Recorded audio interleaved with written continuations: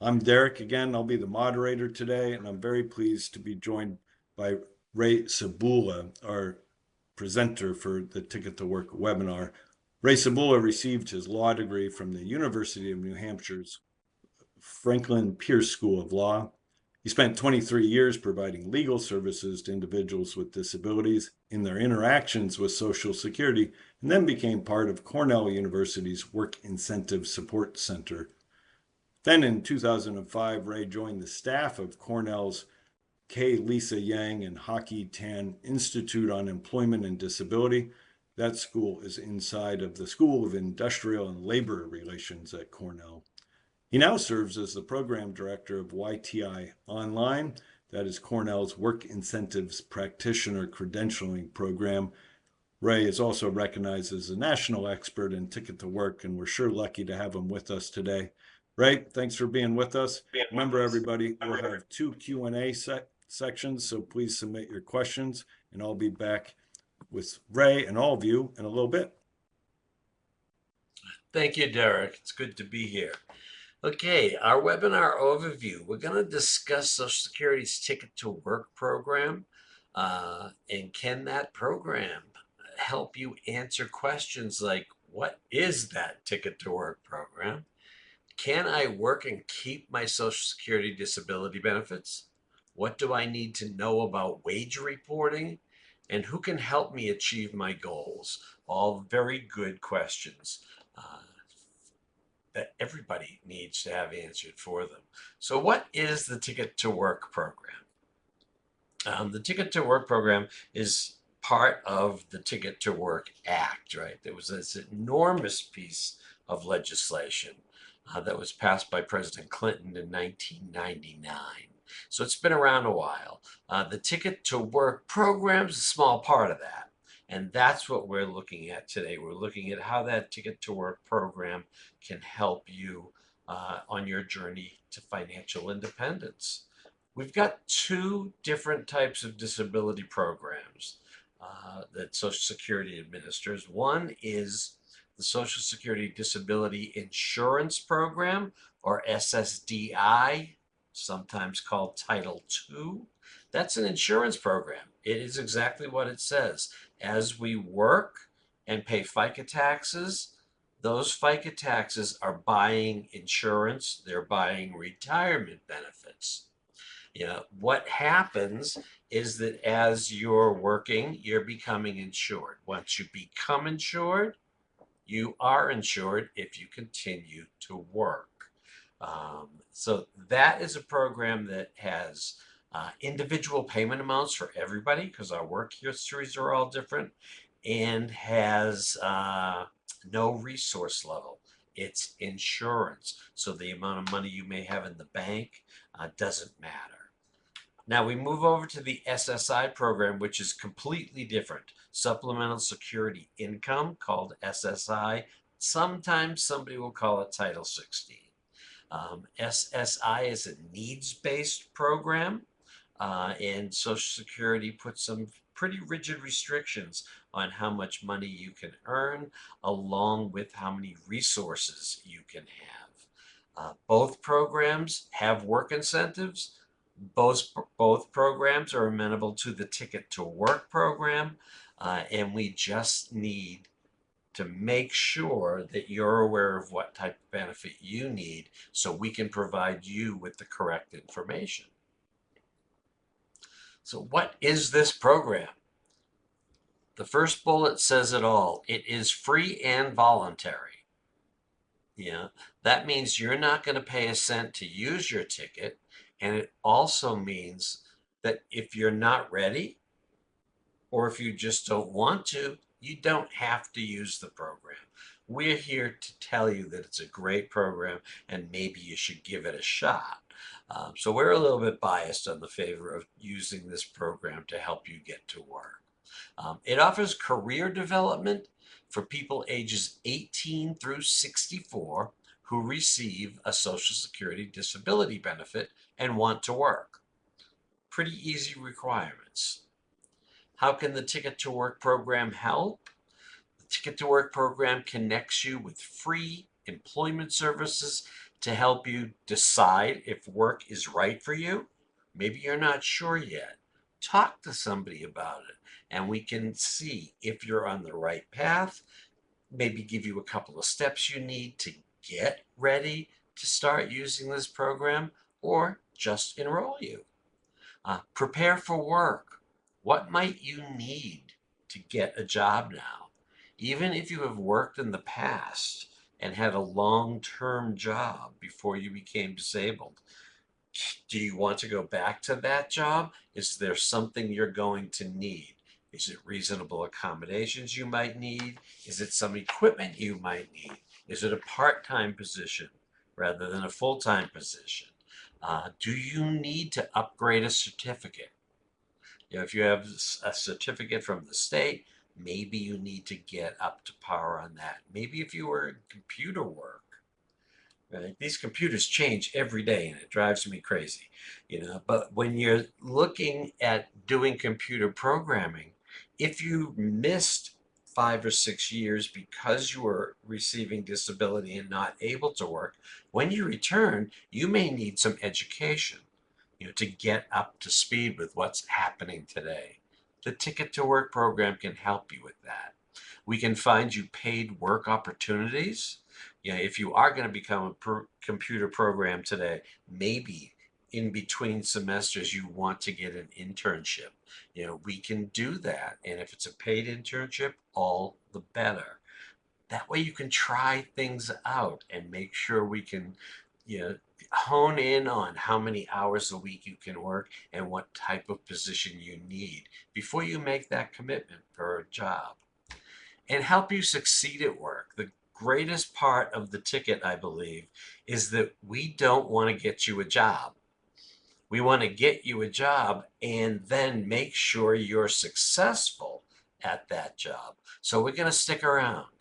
Do you need a job coach? Do you need, some counseling if the stress of going back to work is too much?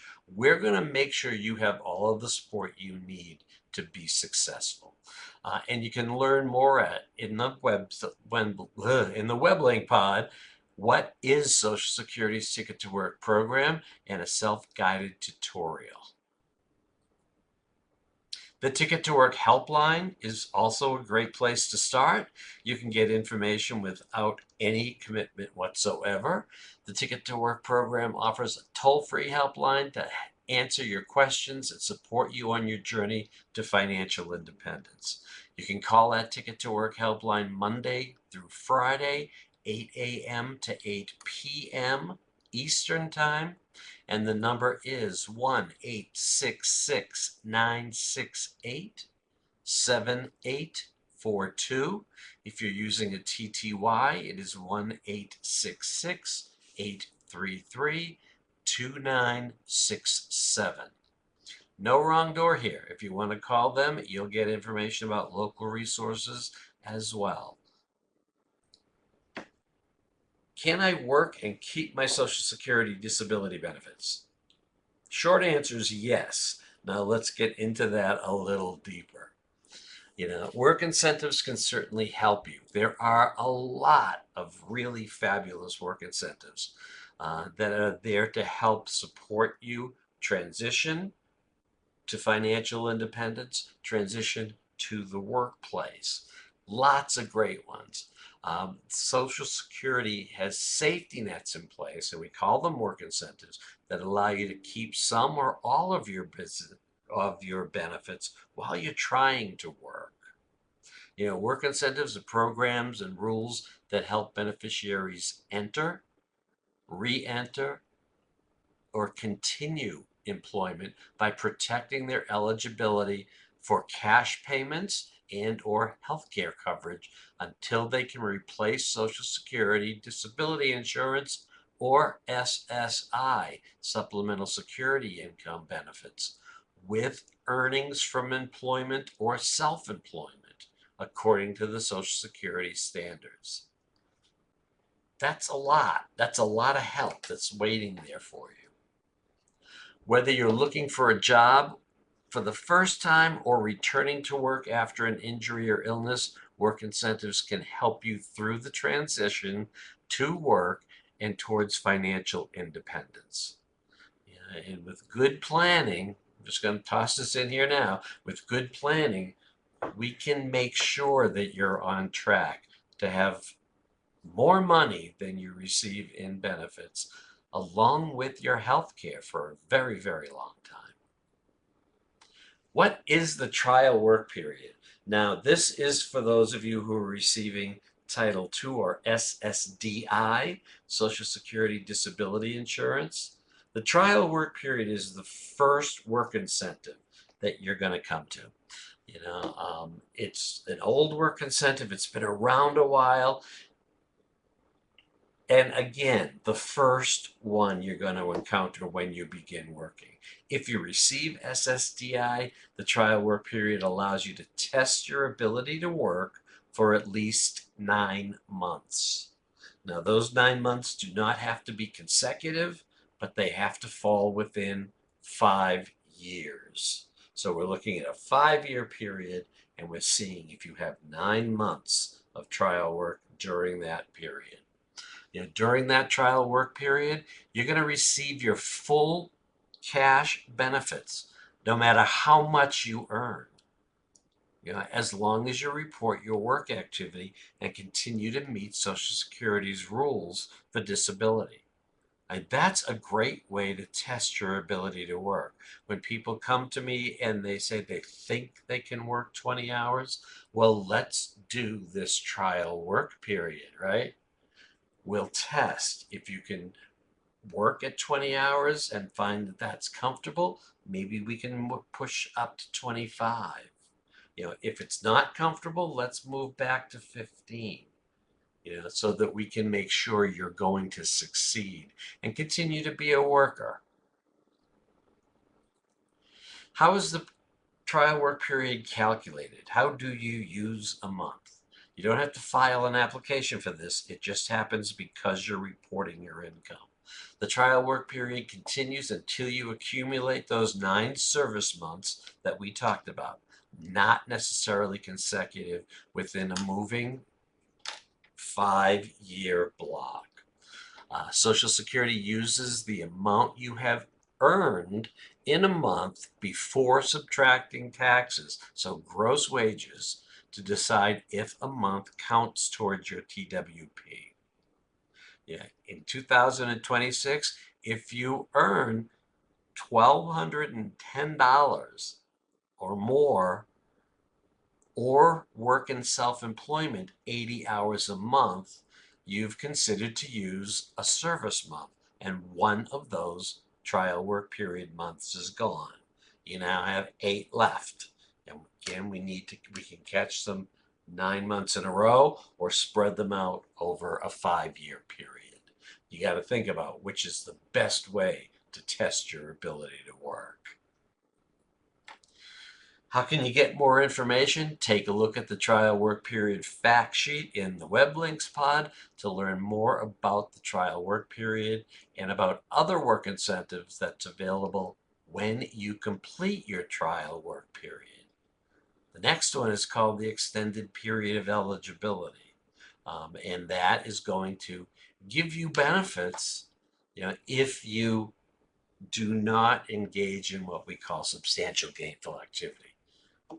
And if you do engage, we'll turn those benefits off every month, depending on how you report. So reporting is very, very important. All right, what's a plan to achieve self-support? A plan to achieve self-support. I'm sorry, I'm having trouble today. A plan to achieve self-support, a PASS, is a work incentive for SSI recipients. It's a written plan of action for pursuing a specific work-related goal. I want to become a teaching assistant. That's my goal. Now we put a plan together to get me there. And the PASS is going to describe the steps that you will take and the items and services that you'll need to reach your goal. So what might that be? I'm a teaching assistant. I'm going to need a laptop. I'm going to need some appropriate clothing. I'm going to need education. I need at least a 2-year degree. I need books. I need transportation. Yeah. And then maybe I need a car once I graduate in order to get me to and from work. We can put all of that into your plan so that you're ready to go on day one of your teaching goal. When you have an approved pass, Social Security does not count the money that you set aside to help you reach that work goal when determining your SSI payment amount.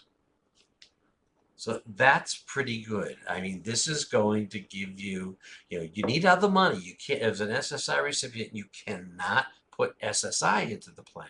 But if you're working and you're earning $500 a month, you could put 200 of that into the pass. Yeah, and if that goes above the $2,000 resource limit, it won't count. So this is really, really a beneficial program. Who's eligible if you receive SSI or can become eligible to receive SSI? You can qualify for a pass. This year's SSI benefit is $994 if you live alone and meet your own expenses. What if my SSDI benefit is $1,000? I could put my $1,000 into the pass plan. It's going to accumulate a lot, right? Real quickly. The resource won't count.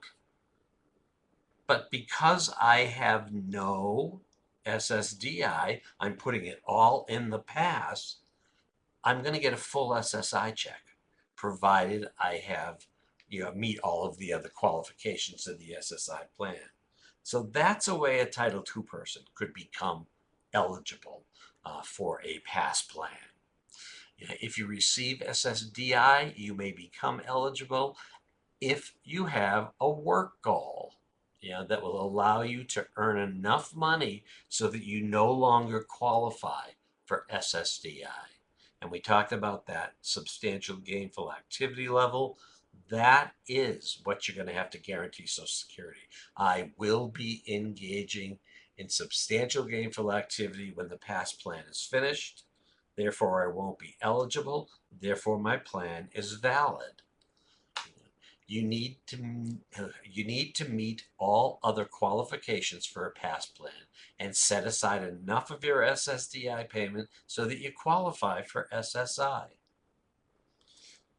That to me looks like a really great plan to save a lot of money and finish my 2-year education in 2 years, right? I'm going to save that much money by becoming eligible for SSI. Now, as your SSDI gets higher, if you're looking at a $3,000, $4,000 monthly check, it's going to be harder to do, right? Because there's so much money to set aside, and you're only going to get $994 for SSI. But we can talk to you about how that might work for you.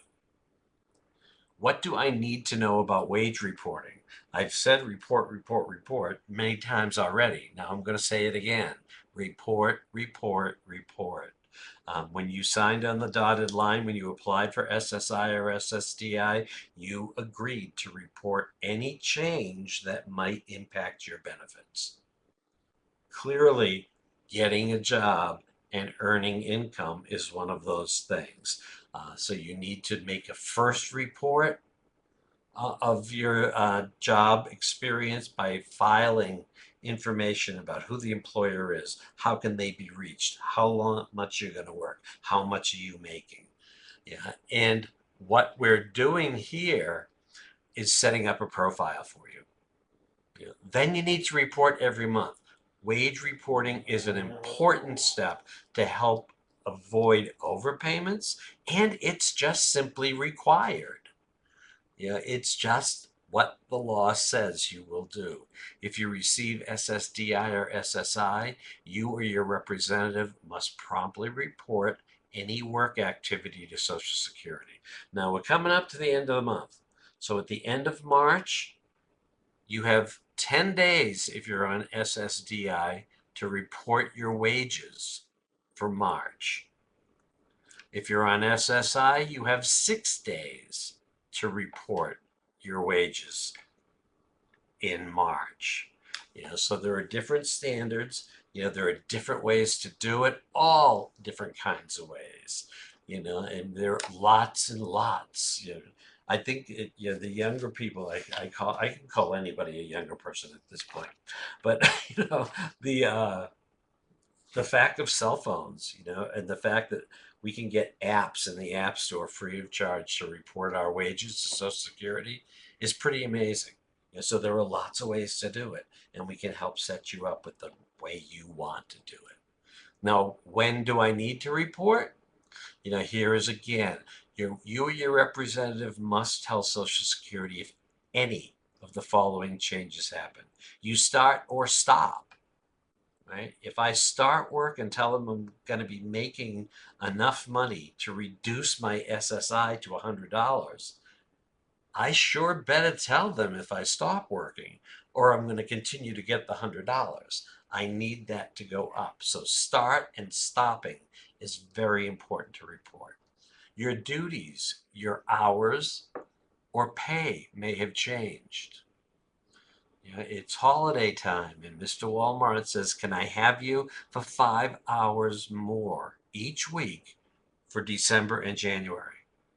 That's changing a lot. That's 20 hours a month more work. And Social Security needs to know that to adjust your payments so that you won't have those overpayments. You start paying for expenses that you need to work. These are called impairment-related work expenses or blind work expenses. And we just look at what it is that you pay for that's allowing you to work. I have high blood pressure, and I have to take high blood pressure medication. And I pay, let's say, a $20 copay every month for that medication. That $20 can be deducted from my gross wages to get down to countable wages. So we got to think about what we're doing. What kind of meds are we taking? Do we have equipment that we need or have at home that we also need to use at work? Lots of stuff. All right, tips for wage reporting. Keep records of your payment information so you can easily access them in the future. If you get a pay stub, save that pay stub. If you can download it, I haven't had a pay stub in the 25 years I've worked for Cornell. So right now, if I want them, I can go online and get them. But if you can do that and you're on benefits, it might make sense to download your stub every week or every month or however you're paid. And we want your bank statements. Keep the bank statements. And most of those are online too, and you can print those out or go to the bank and get a copy. But every month, if you have that, we can see what money went into your account and when it went out. Because sometimes it looks like you're not eligible for a program when in fact you were because of what's happening. Okay, when mailing pay information, consider using certified mail to protect your private information. It's a good tip. Ticket to Work service providers can assist you in reporting your wages to Social Security. They cannot report for you. So if you're working with an employment network, they cannot report for you, but they can help you get it done. That whether that's using your cell phone, making an appointment with Social Security to drop them off, or reporting online. Maybe you don't have internet service. Maybe you don't have a computer. We can go to the employment networks that they can then allow you to use the computer to report your own wages. Okay. For the most up-to-date information on how to report wages, visit ssa.gov/FAQS /en /questions /ka -1 01 412. That's KA dash 01412.html. Lots of ways to report. They're making it easier almost every day, and we can find the right fit to report your wages. Very, very important. All right, Derek, we're up to the first Q&A session. This is Derek speaking. Thank you, Ray. Oop, we had a little bit of feedback. I think that's gone now. Thanks, Ray, for going through that important information. One note before I forget, that website address that Ray just read out, that was a little long. In case you were trying to jot that one down, it is in the web links pod. That's item number 11 called wage reporting.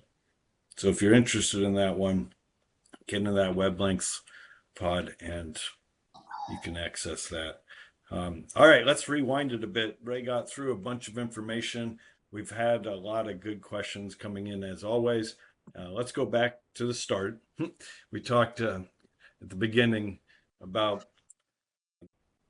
Social Security disability insurance and the SSI supplemental. We've had questions, and we commonly do, about, well, what program am I in, because I have to be in one of those or both of those in order to be eligible. Can you walk folks through again, Ray, just to be clear, how can they check on that? I'm sorry, Derek, I missed something there. How do individuals that are with us today check on which benefit they might be receiving, or if they're receiving both? What are your suggestions? Thank you, Derek. There are lots of ways to do that. It can be as easy as finding a notice that Social Security has sent to you. It'll say right across the top which benefit you're receiving. A great way to find out is to set up a My Social Security account. There's a link right on ssa.gov, the homepage for Social Security, to do that. That's going to get you not only the type of benefit that you receive, it's going to let you find out how much those benefits are. Because as a benefits planner right now, if you told me, I think I have SSDI and it's about $900 a month, that's not good information for me. I need more detail. If you have my Social Security account, we could just pass it, put in your password, the page comes up, and there's all of the information. Yeah, Social Security is moving along with automation pretty quickly. And I was talking earlier this morning to somebody, and this is my prediction, that someday in the very near future, you're going to have a My Social Security account. If you go in to apply for benefits, they're going to set one up for you. There's so much information there, and so much information we need. And as time goes on, so much more we can do from home, that everybody should have that account. I've had one for years. Every year I get a notice saying, check it. We just post your wages to see if the wages are all right. I'm using it to plan for retirement. Tons of information. Everybody who has a Social Security benefit of any kind, or, I don't have that yet. When I get one, I'm going to have my account. Anybody who is working and trying to earn their way onto a Social Security benefit needs one of these accounts. And the ENs can help get you hooked up. The benefits planners can help you get hooked up. There's lots of folks out there, and a growing number. I can't remember how many it was. I think it was 12 million people now have My Social Security accounts, and we got to get that up. Someday there are things that you need to do that can only be done on your Social Security account. At least that's my projection. This is Derek. Thanks for that, Ray. Yeah, and one other thing, they I forecast if you're using one of those My SSA accounts, you're getting your updates approximately 3 weeks faster than the mail, and it's also more secure than the mail. So something to consider there. If you want to find that out, go to ssa.gov. The very first thing you're going to find is go digital with instructions about how to take those first steps. Then you can explore the benefits you're receiving and stay up to date, like Ray's suggestion. All right, next question. Um, I'm learning about the ticket program. You said it's voluntary. Is it required? Which is a little unique way of looking at it. Do I need to use the ticket program to find work, or can I just go out and apply for jobs on my own? Oh, you're free to do that. You're free to go out and find your own job. That doesn't mean you don't report it to Social Security just because you've done it without any help. Uh, that's absolutely fine. Make those reports. You can come in to the Ticket to Work program for benefits planning. What will happen to your benefits once you start getting a paycheck? You can come into an employment network and talk about, what kind of reasonable accommodations might I need, and how do I ask my boss for an accommodation? And then, state VR is part of this ticket to work too. If somebody tells you, you can look for your own job, but right now it looks to me like your computer experience is 10 years old. You may want to go to school to get that up to date. So there are lots of reasons for using the ticket to work. And however, if you want to, you're free to go get your job. You just have to remember that either way you become employed, you have to report.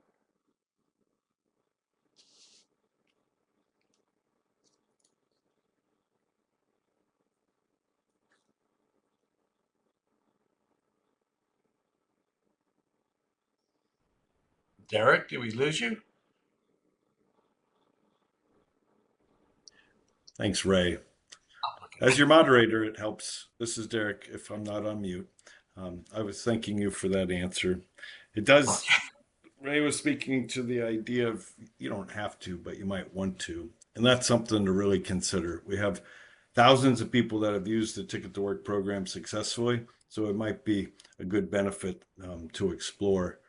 Um, let's dig into some of the benefits of the program that you were talking about. A lot of people maybe were working, receiving SSDI, but had to stop working because of an injury or a rise in their disabling condition. Can the ticket program help them pivot through training into a new career pathway? Derek, I think that's not only a great question, but it's a great suggestion. Yeah, we can do that. We can take you where you are and either get you back into that job if that's possible, modifying what you need to do. For instance, if you lost your left arm and are using a prosthetic, you may need training to use that prosthetic in a different way than was intended so you can do your job. And if you want to do that, we're going to try to do that for you. If you choose a different type of job, or how about, Derek said career, how about move up a step? I can't lift very much anymore. I can't do, the bending.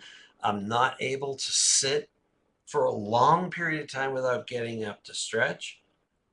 Maybe a position in management. If I were working in the garden department at Lowe's and can't lift all that mulch and those marble chips, maybe I could work in the office at Lowe's managing that department. You've got the skills, right? You've got the knowledge. We can turn that into a career by making it a different type of position using what you have, using the skills that you've gained. So I think that's great. And I actually like the word pivoting. I may use that. This is Derek. Thanks, Ray. Yeah, it comes up in different forms, that question, but it gets to that idea of so many people looking at, well, what is next if it's new for me? And appreciate your answer there. Um, this has come up a couple times, so if you're interested in receiving a recording, there is a recording of today's event. A couple people have asked that question. We place that on the ChooseWork website and also on the ChooseWork YouTube channel. So if you're interested in this WISE recording or in others, please consider accessing those for replay. It takes us a couple weeks to get post-production done, but it will be there soon. Here's another question about the length of eligibility for somebody who has tried the ticket program before and didn't really have a successful work outcome. Can I try the ticket program again if I didn't do well before? That's a good question. That's a very good question, and it depends very much on your circumstances. If you have used a ticket and it didn't work out, the question is, are any payments to your provider, your employment network in this case, available? This is Social Security saying we will pay the employment network for providing you with free services as you're making progress. So if you stop making progress, how much of that ticket value has been paid to employment networks? You might have some left. And if that's going to be sufficient to get you where you need to be, you could finish using the ticket that you have. You only get one ticket per period of disability. And your period of disability begins when you put on benefits until that changes, until you're either no longer disabled, or you work and lose your benefits because of work, and then that income goes away and you come into benefits via what we call expedited reinstatement. So it really is something that I need to talk with every one of you about separately, but it's possible. This is Derek again. So let's take that next one, the idea of starting and then stopping and restarting. During that trial work period you were explaining, there's some concern by people like, what happens if it's not right for me? How long does the trial work period really last? And how long in total do I have to give the program a try? What happens if my disability rises up and I'm not able to work even though I want to try? Explain that a little bit. And I've heard you talk about the length of time you could be connected. That'd be great to share that too. Yeah. That trial work period is 9 months. Again, either 9 months in a row or 9 months scattered throughout a 5-year period. So if you used your first month in March, that starts your trial work period. You now have 8 months left.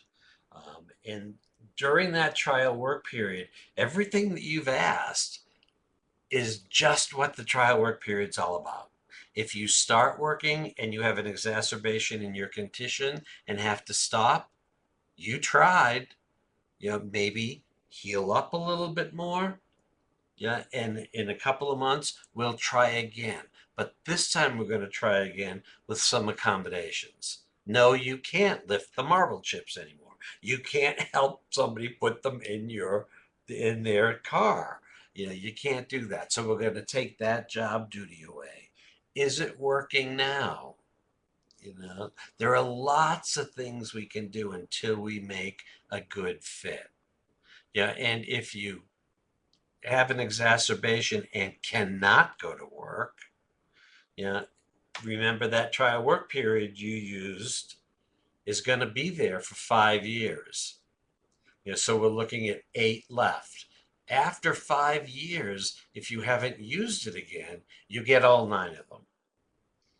So you can stay connected to that for a very long time. And the whole notion of trial work, which turns into the extended period of eligibility, can go on for a very, very long time.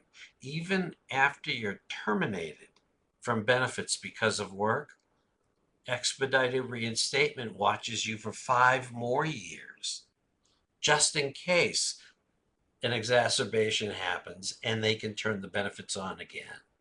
So these work incentives and the Ticket to Work program can go on for a very, very long time. Thanks a lot, Ray. A, a bit of a follow-up there. Explain a variety of reasons that people may stop trial work period. I mentioned one, like a condition or an illness might flare back up. Any other examples? Sure, what about the pandemic? You have just been locked down, for 6 weeks, right? That's what they said. And now it's 2.5 years later. You're still in your trial work period because you used a couple of months, you used that 1 month at least that we're talking about. Now you can continue. So we've got that going for us. What else could happen? You could get cut back on hours and you're not earning above that $1,200 figure that we gave you. You know, you're not using trial work months. You could continue to work and still figure out, is this the job for me?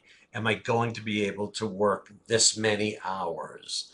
You know, and that could go on for a very long time. And anything else, a job, you just decide, I don't like this job.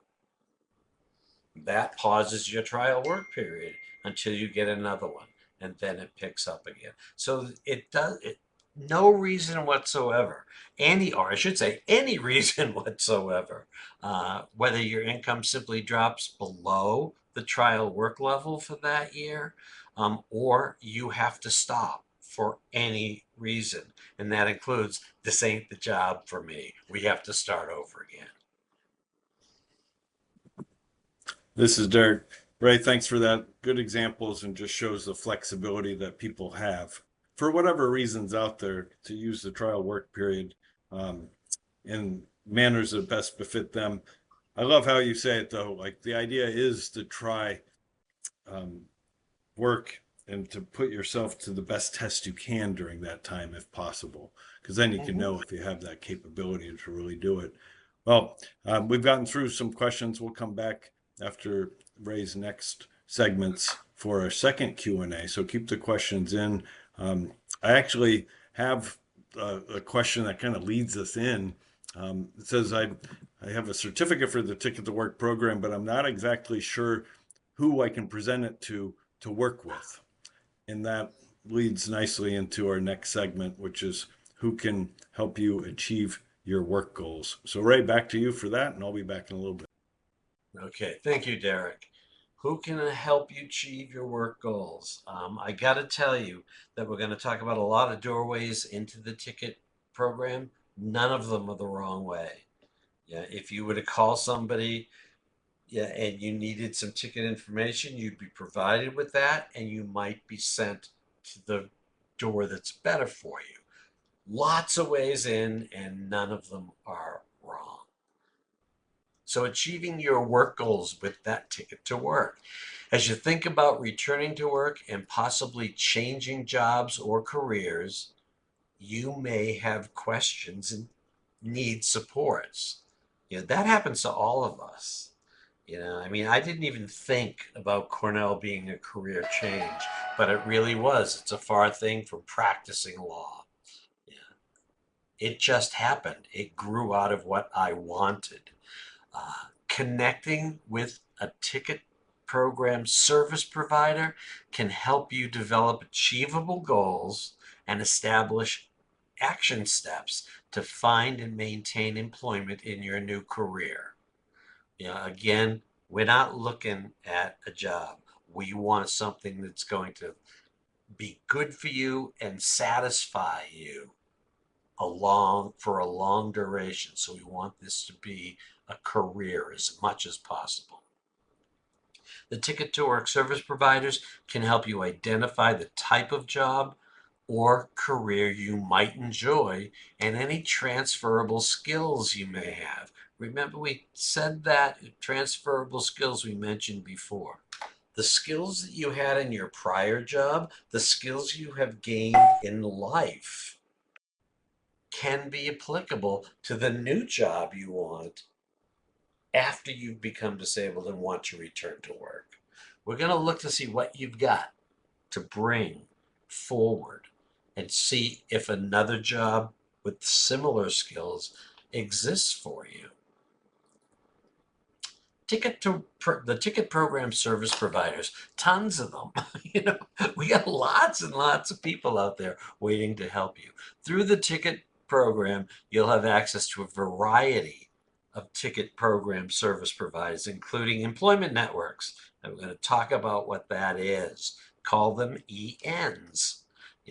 VR agencies, vocational rehabilitation. Those are the state vocational rehabilitation agencies. You may have one in your state, you may have two. There may be one dedicated to disabilities, one dedicated to blindness. So does it matter which one you call? No. You just may have to make a follow-up call if you call the one that doesn't serve you. Employment networks. An EN is a private or public organization that has an agreement with Social Security to provide free employment services to people who are eligible for the ticket. So if you've got a ticket, you're in. Many state public workforce systems, such as the American Job Centers, they used to be called one-stops, are workforce ENs. We just call them ENs and WFs. That's an easy way to get to know these programs. And you'll be understanding all the information that we throw around as alphabet soup.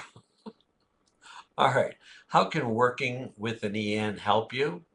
Well, the services and supports are designed to help you on the path to financial independence through work, and they might include identifying your work goal.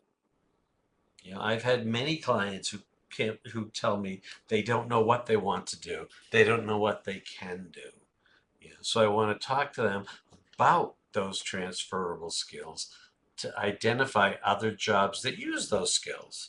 And when one clicks, that's the one we're going to decide that we want to go for. How about writing and reviewing your resume? That's a big deal. I've had one job for a long time now. If I wanted another, I can assure you that I would need help writing and reviewing my resume. They look different. They almost serve a different purpose now. How about preparing for interviews?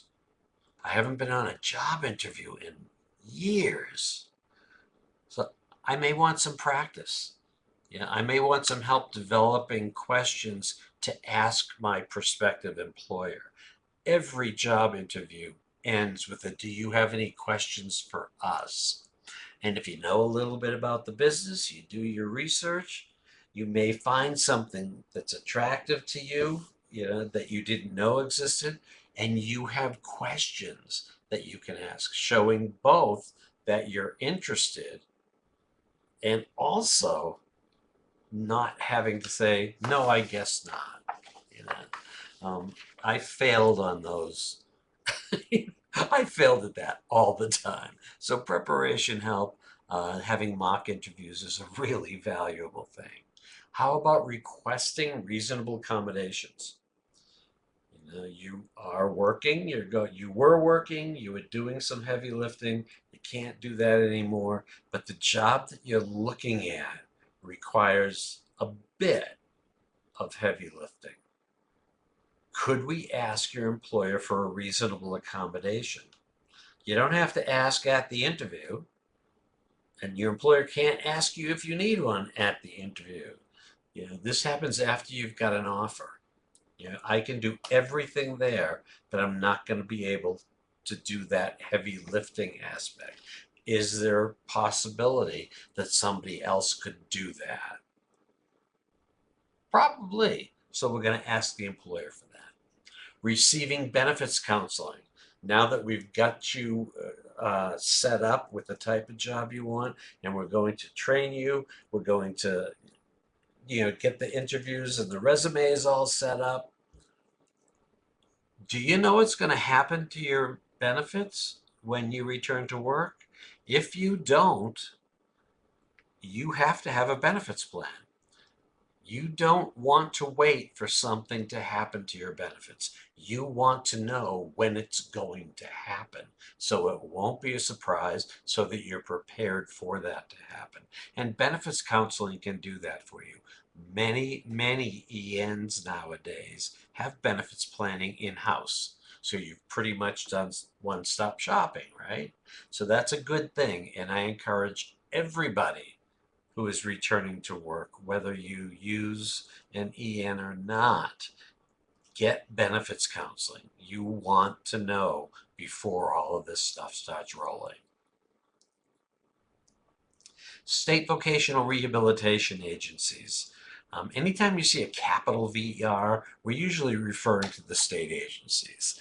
They provide a wide variety of services to help people with disabilities return to work, enter new lines of work, or enter work for the first time. A state VR agency may offer benefits counseling also, and may also help you with vocational rehabilitation. If you need rehabilitation services, that's where to go. And training and education. If um, I'm in need of getting more education, because I'm going to take my skills and turn it into a management job. So I need that management bit.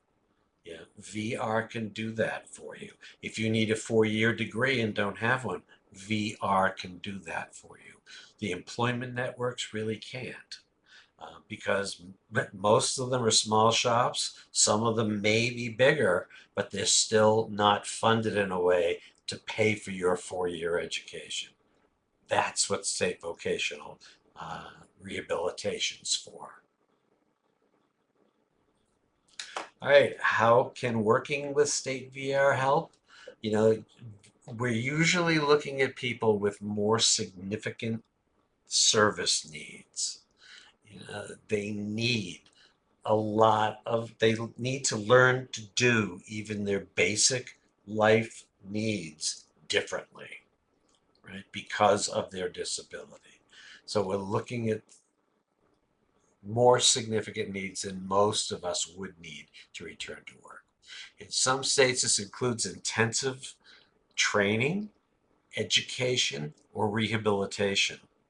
That can take a long time, costs a lot of money. That's why we're looking to state VR. Uh, they may also provide career counseling and job placement assistance, as well as counseling about how your earnings are going to affect your Social Security disability benefits. So we're getting some of the same services, some of them overlap, right? You can make a choice as to where you want to go for these services. How to find a service provider. This is one of the websites I'm on all the time. For a list of service providers, you can call that helpline we talked about. That number again is 1-866-968-7842 or 1-866-833-2967 for TTY users. And that is Monday through Friday, 8 a.m. to 8 p.m. Eastern Time. You can also search online at the Find Help page, and you can get there from the Social Security worksite. There's going to be a block or a link to get you to this site. And you can search by zip code. I would really like to find somebody in Santa Fe. Okay, let's put in a couple of zip codes. How about the services they offer? Are they offering a 4-year educational opportunity? If not, maybe that's not the EN for me. Who do they serve? What's the disability type? If I have a mental impairment, I don't want somebody who only works with physical disabilities. I want a different EN who is used to working for people with my disability. Language is spoken. If You know, here I am in New Mexico. If I want services in Spanish, I can get them.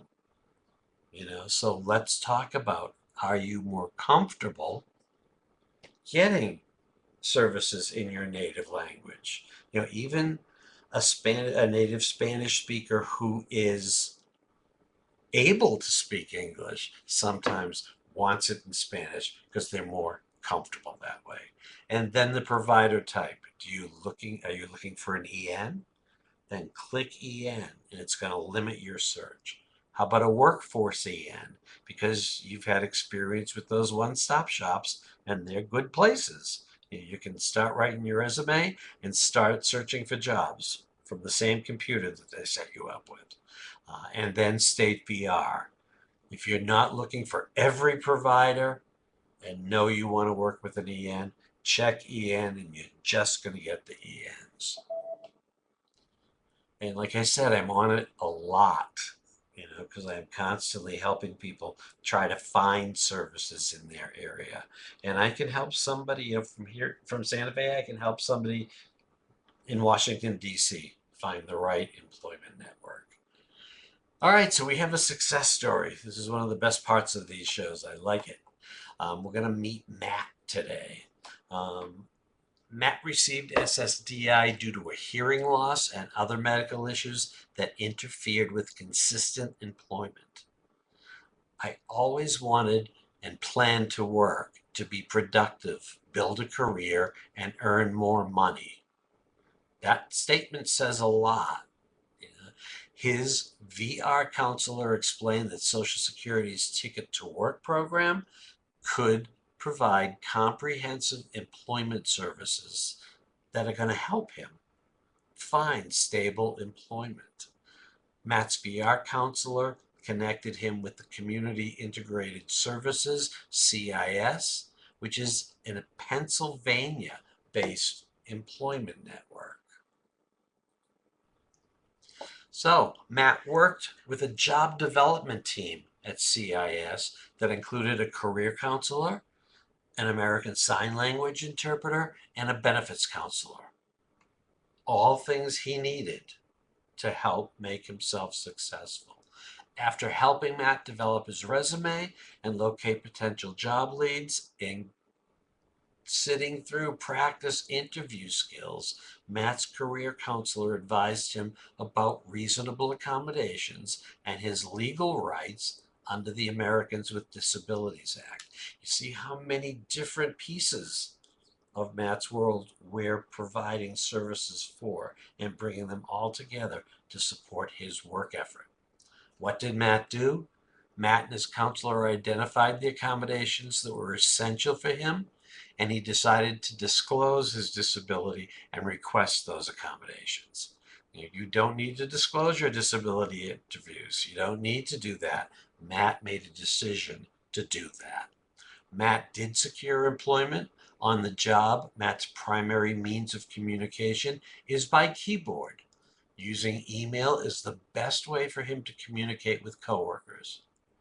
Because Matt can read lips, one-on-one meetings are more productive than meetings with larger groups. In large meeting, he needs an interpreter to help him participate fully. Matt achieved financial independence. He was hired as a full-time human resources assistant by his employment network. You know, he got a job from the people who were trying to help him get a job. Okay. Matt's role at CIS has evolved, and he has since taken on more responsibility and is managing employee benefits and unemployment claims. You know, Matt is on a career track. He's moving into management. You know, what did he say about this? I am in a supportive environment and a position that works well for me. It feels good to be productive, and now I can afford things I could not have before. That's a great story. You know, that kind of success is what we want for all of you. And a little bit about how that ticket, you know, can provide some of this assistance to get to where Matt is today. All right, Derek, we're back to Q&A. This is Derek. Thank you, Ray. Sure appreciate you going through the employment team members and giving examples of the different services and supports that are available for ticket program participants. We've had plenty of questions coming in. Thanks everyone for submitting them. We appreciate that.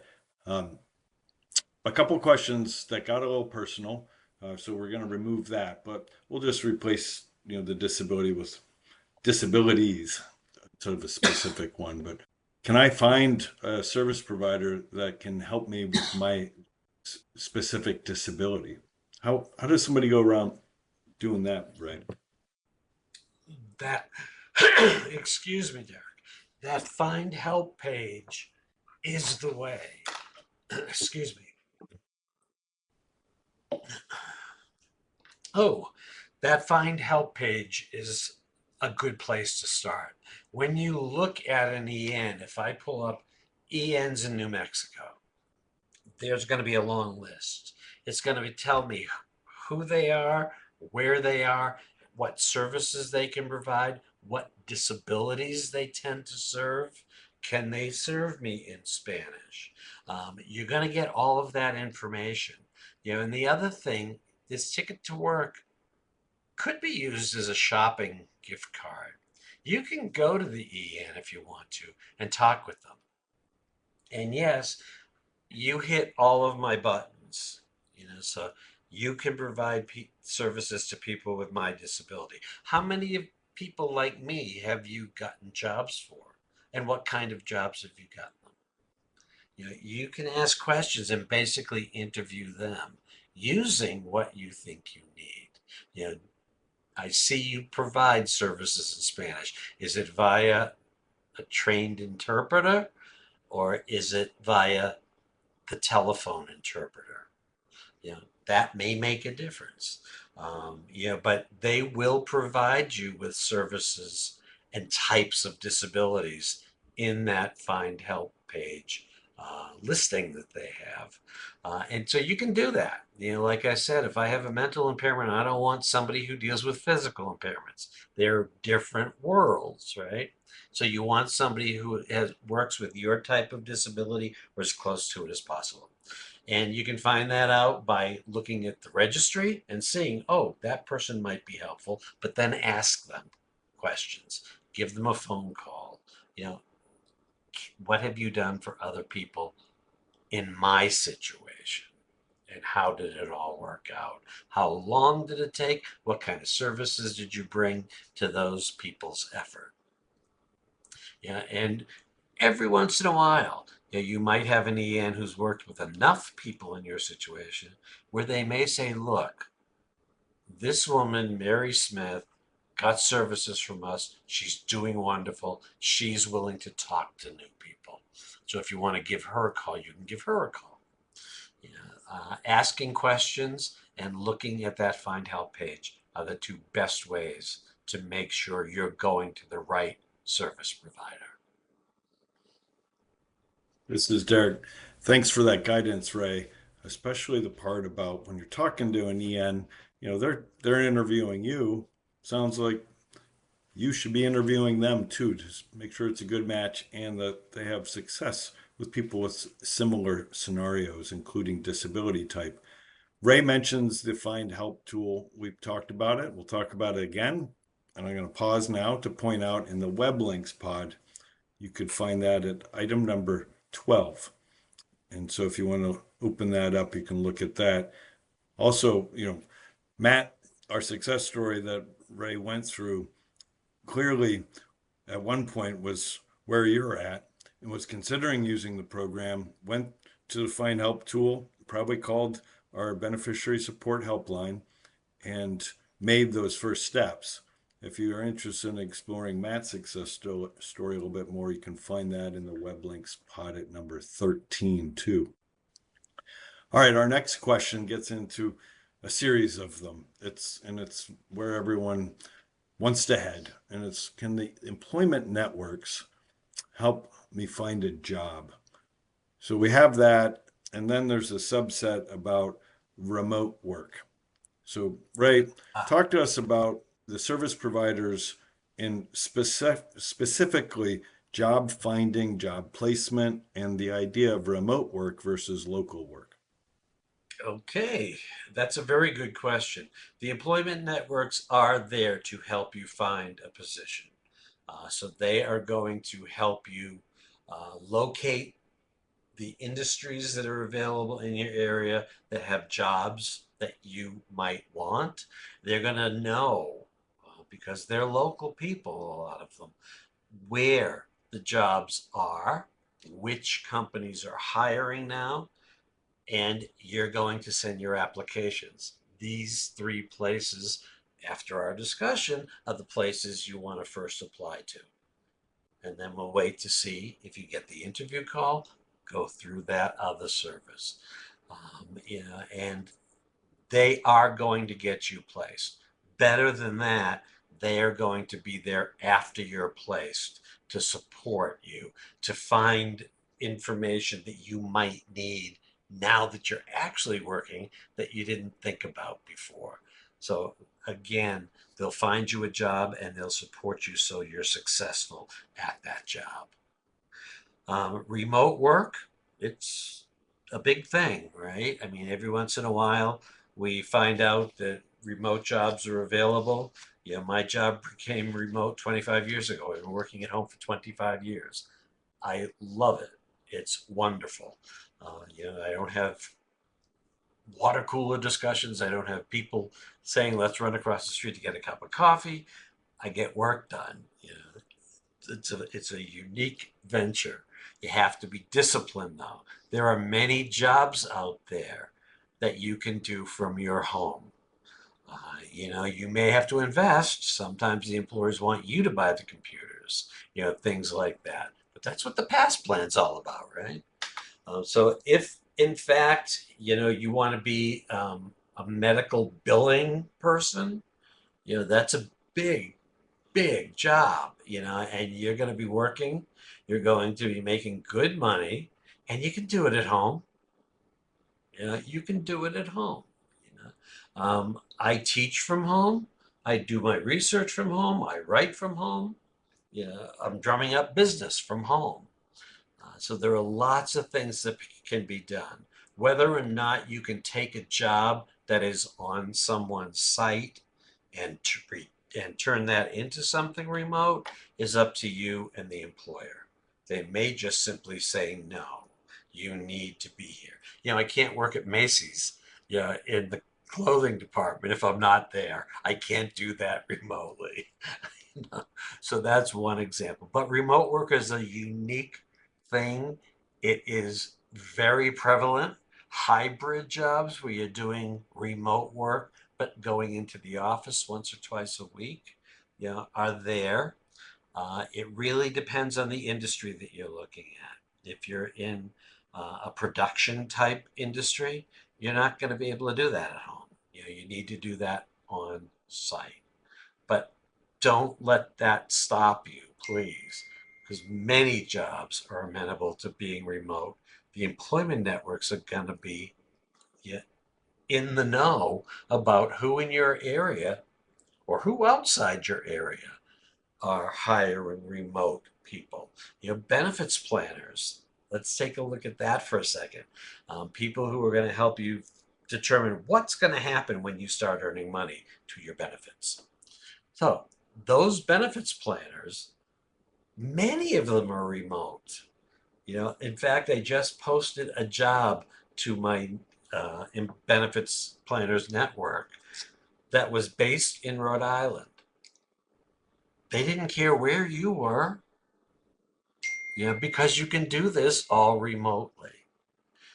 So remote work is a possibility, and it's depending upon the industry, depending on whether the employer's ever done it before, and are there ways that that employer can check in, to make sure you're not doing the laundry. you know, Although I do the laundry when I take my breaks, but remote work is very important. Thanks, Ray. This is Derek speaking again. Just a note so people, if they're thinking about job placement services, employment networks have an opportunity to select direct job placement or job placement assistance services when they become an EN working with Social Security. So direct job placement, that employer may very well have that EN may have relationships with employers to help with that direct job placement. In that model, they could have that locally, they could have it regionally, but they might not have it nationally. So again, when you're out there, like Ray suggested, and you're meeting ENs, ask them those questions. If you're interested in remote work, and what kind of direct job placement relationships do you have, or do you just do job placement assistance services, which is preparing to meet those employers, like Ray described. Something important to keep in mind, the Find Help tool, yet again, helps you with that. You can select your preferences in preparation, placement, or on the job services, or all of them if you want all three. All right, Ray. So, next question about helping find work comes to self employment or those entrepreneurs that are with us that are interested in perhaps starting their own business. What recommendations do you have about approaching the ticket program and a service provider when considering a business startup? Yeah, that's a really good question. Self-employment is becoming a bigger thing almost every day. Yeah, and it's a great way to be in control, right? You want your own business. There are benefits planners, there are ENs who would specialize in that. Certainly if you're looking at a local EN, you want to ask that question. Do you have experience with people who want to start their own business? There's a lot to think about. Can you help me prepare a business plan? Can you help me with the tax parts of all of this business? Can you help me find money for startup? Yeah, it's a lot of stuff. And we could talk about self-employment rules with Social Security for days. There are so many rules and so much you can do, but it's a great way for a lot of people to do it. What about if maybe I'm on Etsy, or maybe I'm an artist of some sort, and I do it at home. I really can't leave home without a lot of work and a lot of preparation. So maybe I can promote my product on a site like Etsy. How do I use that, to promote my work in a self-employment situation? Yeah. We have that barrier. It's a hobby, then it becomes self-employment, depending on what's going on with the situation. But I think I would want to know right up front that my provider, that my EN knows something about self-employment, has experiences.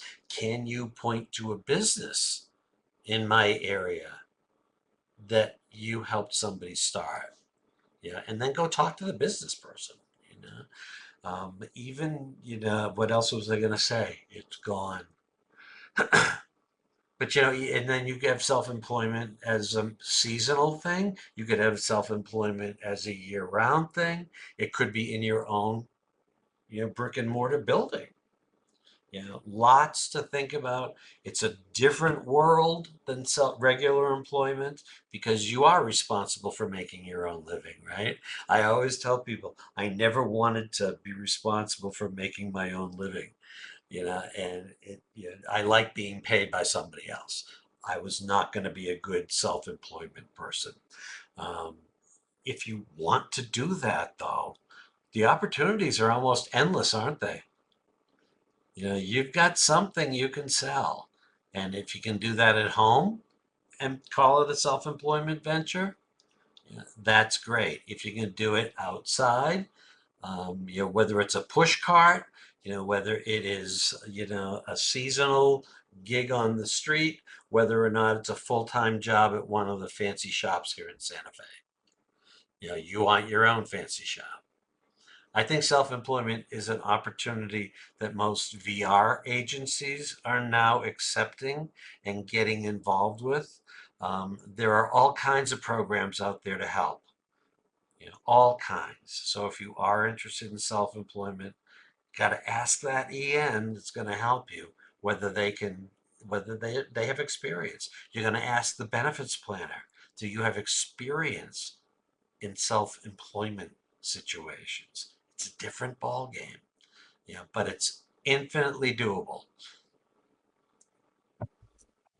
This is Derek again. Thanks, Ray, for that. Just as a follow along, our videos from previous WISE webinars are available, as I mentioned earlier. If you're on YouTube, you can go to @ChooseWork. That is the handle, and you could access the 2025 webinars.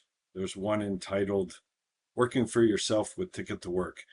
Encourage you to explore that and then do what Ray said. I always take Ray's advice, but when you reach out, find an employment network or a vocational rehabilitation agency and ask them, do they like working with ticket program participants that choose self-employment? See what they say. They're out there, they're going to find ways to help. All right, Ray, speaking of ENs and VRs, last question for you. How do I decide if I should contact an EN or a VR? Like, what would be a factor for somebody to use their ticket with one versus the other? We mentioned being expensive. I mean, if you need education, if your disability is very involved and you need some physical rehabilitation or mental rehabilitation before you're going to be able to work, you need a lot of durable medical equipment. Yeah, those big ticket items are going to be had at VR. If you're work ready, and you just need, a reasonable accommodation, a resume, some interviewing skills, and some help locating jobs, an employment network is the perfect place for you. So it's based upon your needs and essentially, and I hate to say this, but how much it's going to cost to get you the services. Many ENs are just, I could be your EN, Ray's Job Shop. I am not in a position to fund a 2-year or a 4-year degree for you. I can help you get loans, help you get scholarships, but the VR agency could pay for it all. So that's the difference. You just got to figure out what you need, and you know what you need, and figure out if that's going to be very expensive or if it's in the end. And if it's a borderline situation and you're still not sure what to do, call an EN and call VR. All of these people are there to help.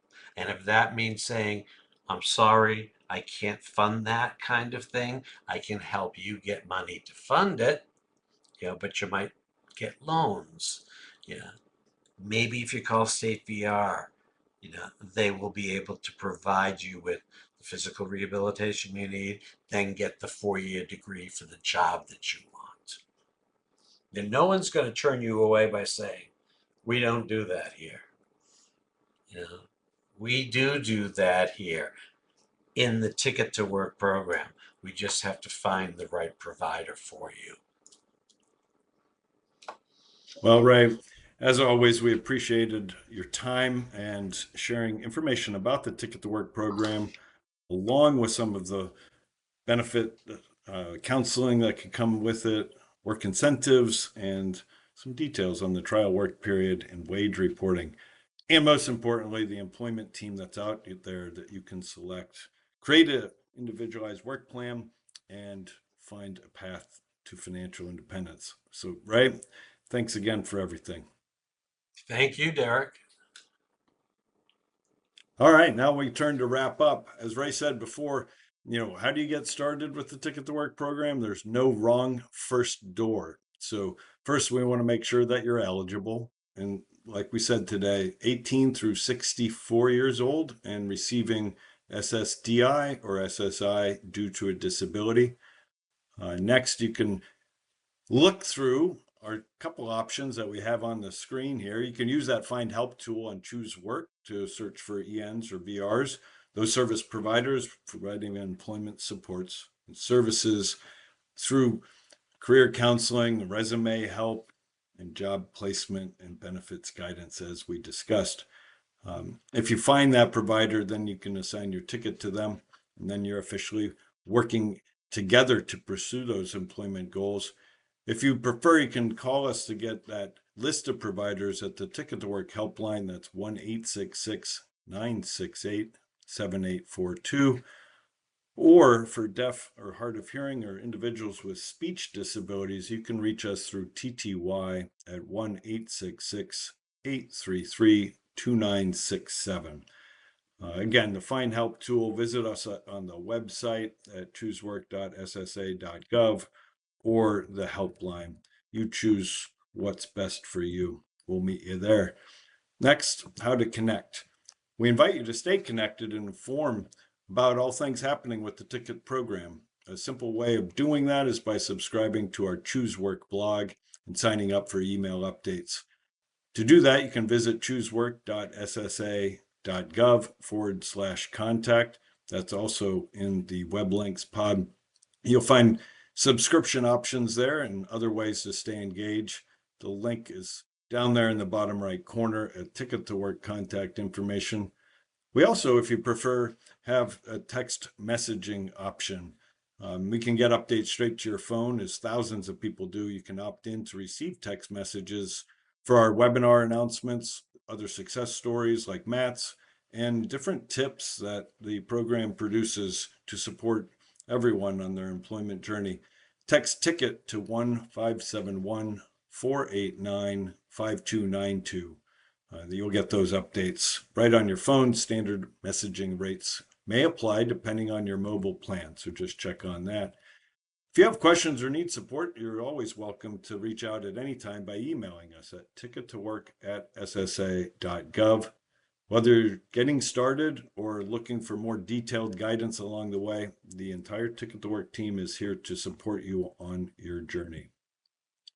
And finally, we would like to announce our WISE webinar for April, on April 22nd, debunking the 3 biggest myths about working while receiving disability benefits. This WISE webinar will be from 3 to 4:30 p.m. Eastern Time. You can register online at the Choose Work website or contact the Ticket to Work helpline to register today. Thank you again for attending What is Ticket to Work? Today's WISE webinar has now ended.